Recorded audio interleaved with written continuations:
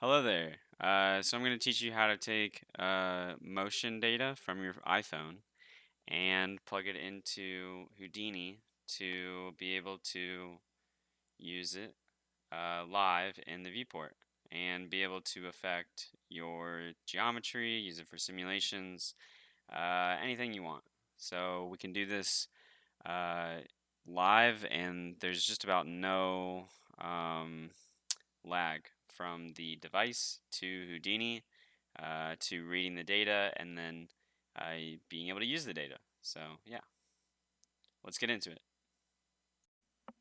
Okay, so this is the app that I used for capturing the motion data. I think it's $2.99 on the iOS App Store. I picked this one because it's free, or it has motion. It has motion logging, so it can send data to your router. Next, I just wanted to show my settings within the app. So I have it as a CSV, 45 hertz. No settings on here. The stream settings is what you want to mess with. The log to stream, so set it to client and UDP. And then I just have unbiased data coming through. I'm not using any other data here. But it's let me scroll back up here. The stream settings, you'll want to use that. So it's the log to stream mode is client, and then protocol is UDP. And then you'll just use your computer's IP and a port to get in to send data to. So there's a couple nodes that are already built into Houdini for handling motion capture data. So within Houdini, let's put a geometry node and go inside. And we'll add a mocap stream. So the mocap stream has a lot of mocap devices, the motion capture system to receive data from. So there's a ton here, but we're going to be doing raw UDP data. So we want Universal Data Protocol, I believe it is what it is, which will receive data through a port. So we can pick a port on our local access network or our local Wi-Fi. Which our phone will be logging to. So our phone is going to send data to this port, and then we just are basically listening to that port. So we can see that data actually if we go over to our geometry spreadsheet, and with my phone, I'm going to in these settings, I'm going to go to, this is kind of difficult, but I'm going to go to log to stream. I'm going to turn that on. It's going to show me my IP address and then the port that it's going to send it to. And then I just want to make sure that it's client, it's UDP protocol, and then that this port matches the port that we have in Houdini. And then the IP address should be the IP address of the device, the desktop PC that you're using, so that it can read the data. So we've turned on log to stream, and we have it set as a CSV. And then that should be it. I have it at 45 hertz. So it should be a good amount of data. Then we just have to come over to our actual data screen and then turn it on. So now data is coming through. So now in Houdini, we just need to press the connect button. And you'll see that if I'm in scene view, nothing happens, right? If I go to geometry spreadsheet and then I go to the detail panel, you'll see I'll get a big long string or an array of numbers, and they're all in a comma separated list, so an array, and then I can right click it, I can inspect, and then I get a whole bunch of data per frame. So if I take this data and I copy it and I open the internet and I go to ASCII to text generator, and we just pick the first one, and I paste this data. You'll see that this data coming in is ASCII, and it's giving me a date, a timestamp. There's this 1754, which I think is the frame, and then there's this 11th. I don't know what this is. Some big number. We don't care about any of that, basically. What we care about is these next values after it. So if we go back to our device and I go to the gear icon and I go to the eye up in the top right corner, you'll see that it shows me all of the sampling functions that are happening. So if we so we have, let's see here. We have unbiased user acceleration, attitude, gravity, heading, magnetic field, and rotation on. So with that one, we can go to the eye in the top right corner right here. And then we can scroll down to, sorry, I'm trying to keep this here. We can scroll down to that unbiased data, user acceleration, attitude, gravity, blah, blah. What we want is the motion yaw, motion roll, and motion pitch. So those first three light items right after the timestamp. So, and then we have a whole bunch of other stuff here. We can use the other stuff, but for what I'm doing, or for what I'm showing you, I'm not going to use all that. So, if we look at on our screen, we have 1, 2, 3, 4, 5, 6, 7. We have a whole bunch of data collection items here in our ASCII text.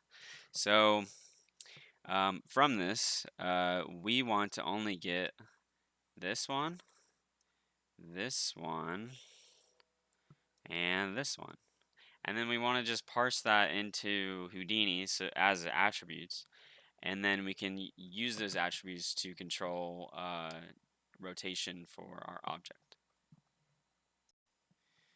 Okay, so we have this ASCII data. We need a conversion table to accurately look at the data, look at each piece of the data, and then compare it against a table of readable values, and then say if this is ASCII, convert it to the other. So I have a CSV.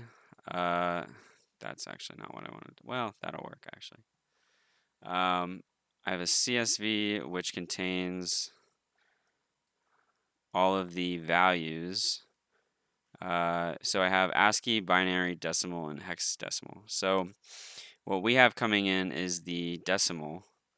So all of these 1 through whatever it is, 127. 0 to 127. So we can look at the values in the first column and compare them for the standard column or for the decimal column, and we can translate this. So we need to bring this into Houdini. So we'll do a table import, and then I'll go find this path. So we'll go find that, and then ASCII conversions .csv, and then we need to say a number of max rows, so it's not looking all over the place. So it's 120, 130-ish. That'll be fine. We need to skip the first line because that's our headers, and then we need ASCII for our title of our column. So we also need to change it to a string, and let's see here. We also, I think, need another one because we need decimal. And then decimal is integer. And it's 1. And let's see where this is going. There it is. Okay. So this is showing up in points. So let's go and this, here we go. So you can see as I change the column number, we want it to translate to ASCII, so that's correct. The decimal one we want to be decimal. So now we have our data and can convert it. Okay, so now we need to get this data, which is on the point level. We need to get it up to the detail level. So we're going to do an attribute promote, and we'll do point to detail, and I'll select my ASCII and my decimal. So now they've moved off the point level and up to the detail level. You'll see that the promotion method is averaging all the values, so we don't want to average them all, we want an array of all. So now we have an array. If I right click and inspect, I have an array of all of my ASCII values, and I have an array of all my decimal values. Pretty cool. Okay, so next I want to get the data in this attribute promote. I want to get it over to my mocap stream. So we're going to do a attribute copy, and I'm wanting to copy it to, and then this is coming from. So we want to highlight that node, and then I'm going to replace this CD, and I'm going to type in ASCII. And now I have data and I have ASCII. And again, it's still showing live. I still have it connected on my phone, so that's why it's changing numbers. But if you disconnect it, it's fine. It's not a problem. Okay. This is going to show an error. Group and attribute types mismatched. The copying will be slow and maybe surprising. That, I believe, is fixed if I do that. So there you go. Okay, so now that we have brought these attributes together into one node and they're on the same detail level, now we can do a modification to the data coming in based on this other detail attribute, and then produce a new attribute that is readable data. So we're going to use this attribute wrangle. We're going to set it to detail, and we're going to do int. This is my data detail, so I'm going to name it data bracket equals I at data, my at sign, sorry. And then we can just semicolon. Then I'm going to do a string translated ASCII brackets equals s brackets at translated ASCII.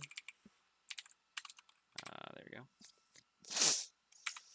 And then I need another string ASCII brackets equals s at ASCII. That's our conversion table data. And then a final string for our output. So gyro output. Okay. This should be it. Okay. So now let's do, so we're going to run over each item in the array, and we're going to do a modification to each item in the array. So we'll do a for each and int value, semicolon. This is that data, and then curly bracket. So in here we can do a modifier to each piece in this data array. So int value, so it's just going to run through each value. So we'll say int result equals value, and then string final result equals ASCII bracket result and bracket. So this is saying I'm setting I'm making a integer result, and the integer result is equal to value. So I'm basically putting value, this whatever, you know, this value into my ASCII table. So now my final result is equal to the ASCII value, if that makes sense. Then I'm going to, what am I doing here? Then we need to add it to our new array that we create. So we're going to append it to that array. So I'm just going to fly down here a little bit. So then we can say, let me just back this up, append. And then we have this translated ASCII array. So translated ASCII. Make sure everything is spelled correctly. And then we can put in that final result. And that one. And that actually needs to go in the for each loop, my bad, because we're doing that to each one. So let me delete that, my bad. And then let's try our output. This kind of all the strings of an array starting a comma spacer. Okay, so okay. Then at the end here, I did, which you can probably call me out and say this is wrong to do, but oh well. I did a join s at translated ASCII, and then this. So I think if I tag this out, that doesn't, yeah, so you need that. Okay. So this goes through and says for each value in my data array, 50, 48, 50, 53, whatever, for each one of those, we're going to get that location in the array, and then we're going to compare that location with our ASCII table, with our ASCII array, and then just get the ASCII index. So this is an index. Get that. This is not an index. This is the number. Get the number from this data, and then put it into the ASCII table. Get the ASCII result.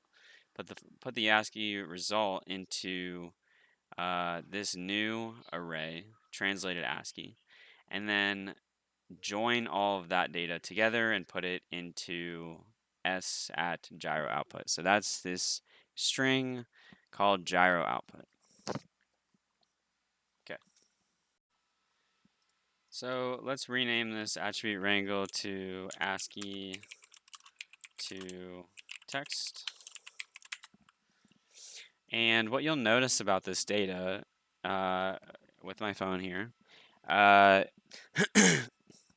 you'll see that some of the values are positive and some of them are negative. And as I move the phone around, it adds or removes that negative character. which is a problem because if I want to parse this data and I want to use it, I need to accurately know which characters to grab and which not to grab. So we need to separate this data, and we're going to separate it based on these commas in between. So let's see here. So let's do another attribute wrangle, and I'll connect that, and we'll go over details again. And we're going to do s brackets at split gyro output. So we're creating a new attribute, and we're going to make it equals to split, the split function. So split function splits a string into tokens. So I can use this to separate an array based on an identifier. So the array that I want to split is s at gyro output, which is the output data that we have. And then the identifier for this action is the comma character. So once I do that, I get a new detail, and this new one is a says split gyro output, and I now have a new gyro output was a string, right? This is one long string. This new one is a set of strings all contained within an array. So this is great because now we have variable character amounts for each of our data points, but it doesn't matter because now we have them separated out into separate items in an array. So let's name this split text in array. Okay, so we've split our values into this array, and we've made them separate items in the array. So now we don't have to worry about the length of each float value for when we grab these values out of it. But we need to define which items we want to grab and then make them separate attributes. So we'll do another attribute wrangle. And on this one, we're going to go over details again. And if I look at my phone, you'll see that I have, you'll see that I have 3 red, green, blue values. So what we want is those red, green, blue values right at the very top here, these 3 values. And if you look at them, mine's reading pitch is 1.08, roll is negative 0.1, yaw is 0.2. So I'm just going to set my phone on my desk so that I get a consistent value. And if I look at these values in my split gyro output, I can look at my pitch, which is about 1.4 right now. Yeah, 1.399. So this value right here. So if I look at, I've got, and it's a zero-based array. Zero-based array. So this is 0, 1, 2, 3, 4, 5. So this pitch is number 5 in the array. So if I want to grab that one and make it a attribute, I can do s at what is it, pitch underscore y, just for clarity, equals s brackets at split gyro output, and then we just want to grab the 5th, I believe it was. There we go. So you'll see now I have that as a separate attribute. This is great because now I can just grab that attribute if I want to do anything with that. So let's do that for the roll and the yaw. So I'm just going to copy this one, just move it down like this, and we'll rename this roll, which is x, and this will be z, yaw. Okay, and then we need to change these numbers. So for roll, I have 0.125, which is the value right before pitch. So we'll say this is 4. 1, 2, yeah. And then yaw is 0.8, or 0.08, which looks like this value. So that's 3. So, okay, so there we go. So now we have these 3 values as separate attributes. And we can do a delete, attribute delete. And I don't need, for right now, I don't need anything else here except for these 3 values. So let's look here. We can do our pitch, our roll. For some reason that doesn't want to do it, so I'm just going to type it in. Our roll, and then our yaw. And then I'm just going to do delete non-selected. So now I just have my 3 attributes. Okay, so something important to remember here is that if I look at these values, they're float values, right? But the way that it's reading it currently, if I go back up one node, is it's saying S at pitch Y, S at roll X, and S at yaw Z. So these are all string values. So if we want to bring these values in and use them, we need them as float values. So I'm going to do an attribute wrangle here. And we're going to convert these values from strings to floats. So if I do, what do we got here? At pitch underscore y, pitch underscore y equals a to f. So it converts a string to a float. And within this, we're just going to put our value. So we can put, and I'm actually going to rename this because I want it to be more clear. So this is going to be float now. So we can say f underscore y, and then over here we'll put the pitch underscore y, and then this needs to go over points, and this is, we need to say that it's a string. So you'll notice that it's kind of been truncated or rounded off. So, which is fine. We don't need all of these values. It's kind of a crazy amount of data, so it's totally okay.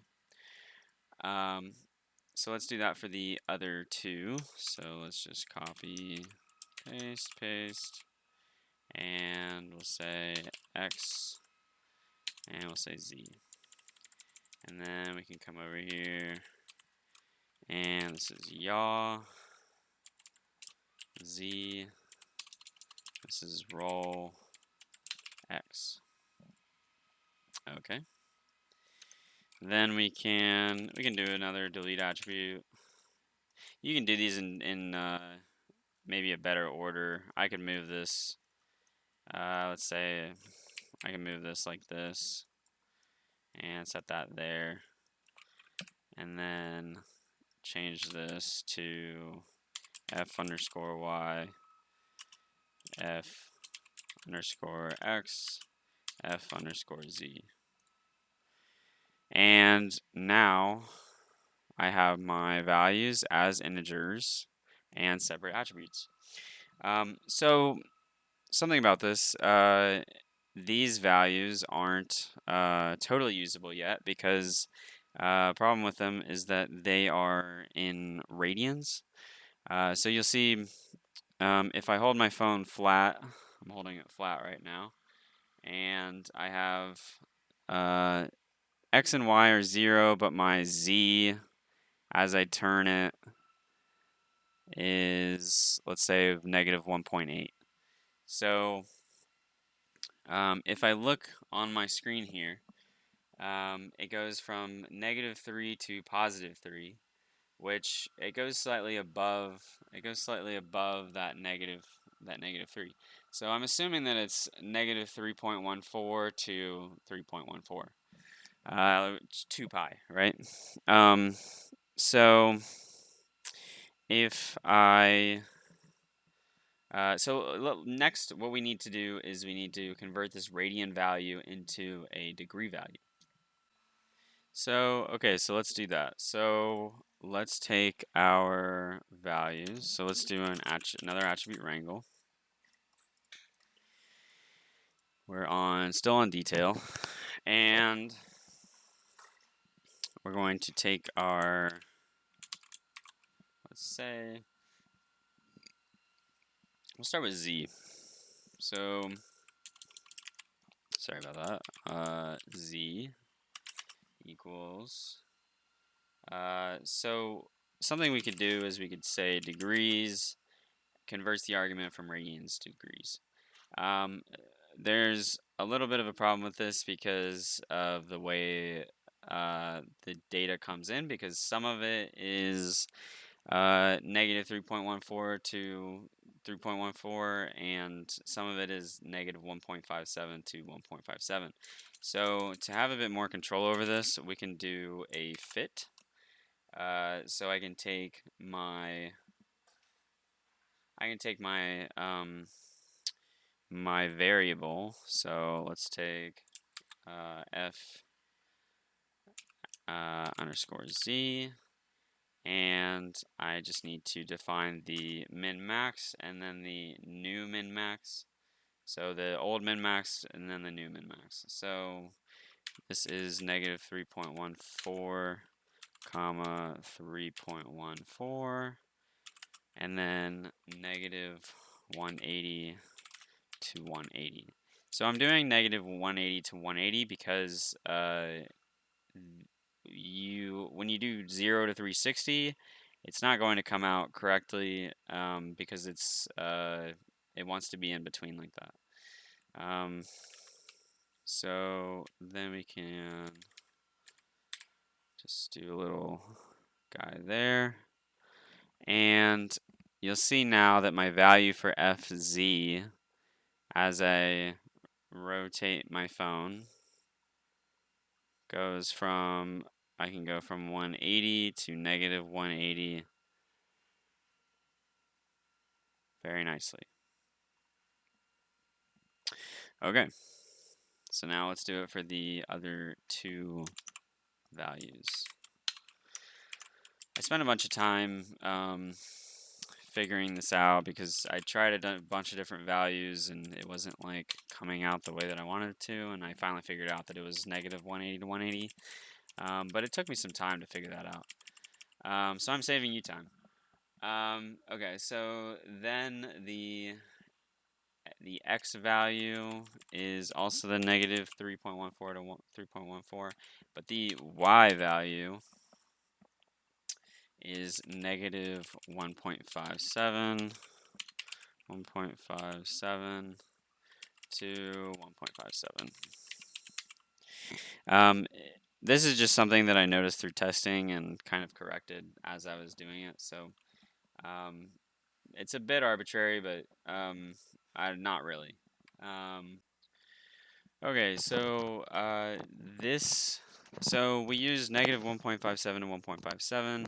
This was something I found through testing when looking at the screen, and found, let me see here if I can make it do it. I could never get the value to go above 1.57 for that y value. So that's what I think, because the y is the pitch. Yeah, I can never get the pitch, I think, to go above 1.57. Because I think it's a 0 to 0, or 0 to 1, 1 to 0. Anyway. So now that we have this data, and we have it in a, you'll see it moving up here on the screen. As I turn it, That's the Z. So that's the up. And then I can rotate it this way. That's the Y. And then I believe it's this way. So this way is the X. Cool. Okay, so now let's use this data on assets in our scene.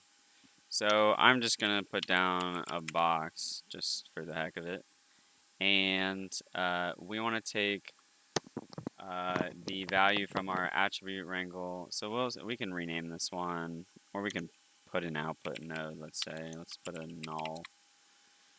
And we'll just call this cleaned rotation data.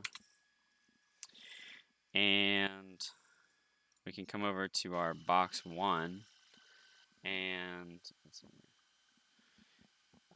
for our rotate, we will write in, so we can click on this rotate, it'll open up a long box, and now we can put in a variable. So I can put in detail, I can put in a parentheses, and then we can call out to our cleaned rotation data, close that, and then now we need the string attribute name and then the float attribute index. So the float attribute index will be 0, but the string attribute name.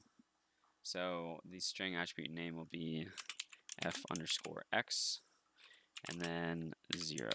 So now we can close that. And now you'll see that our value, which currently is 3.1 for our fx, is showing up over here in our rotate. So now if I go to my scene view and I grab my phone, and let's see here, yeah, this one. Now I get rotation data. Pretty cool, right? Pretty cool. Okay, next. Now we just have to do the other two, but this data coming from here is saying Z up, and for Houdini, in the current configuration I have, I don't know if you can change this, but I have it as being Y up. So we're going to need to make a little edit here. So our Z value is going to go in our Y box. So I'm going to type in detail // cleaned rotation data, close that, comma, f_z,